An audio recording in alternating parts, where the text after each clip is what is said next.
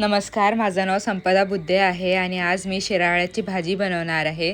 सर्वात पहिले मी शिराळ्यांना शिलून घेतलं चाकूने, त्यानंतर मी त्यांचा काप केला। एक वेळा काप झाले त्यानंतर मग मी एक पातेला घेतलं, त्याच्यामध्ये तेल टाकून जिरं टाकलं आणि थोडासा मिरचीचा ठेचा टाकला। त्यानंतर मग मी 3 चम्मच बेसन टाकलं। बेसन टाकल्यानंतर मी कणिक घेतलं अर्धा वाटी।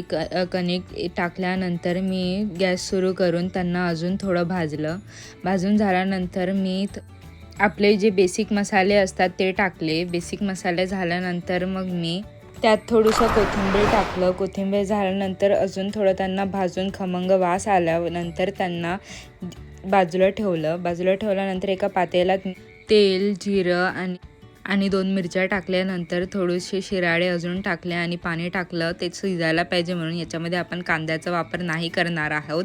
त्यानंतर मी मुठे बनवायला सुरुवात केली। मुठे पहिले मी अजून थोडं कोथिंबीर टाकलं। कोथिंबीर टाकल्यानंतर मी थोडंसं पाणी टाकलं मुठे बनवण्यासाठी। फक्त एकजीव होऊ शके तेवढंच पाणी टाकायचं, त्या अधिक नाही टाकायचं।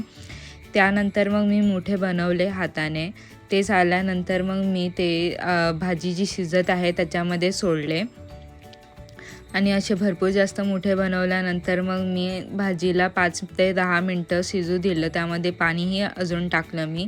पाणी टाकल्यानंतर मी जे आपले स्प्रिंग ऑनियन्स असतात त्यांना चॉप करून यांच्यावर टाकलं गार्निश करण्यासाठी आणि त्यानंतर माझी भाजी तयार झाली खायला। ती अप्रतिम झाली। थँक्यू।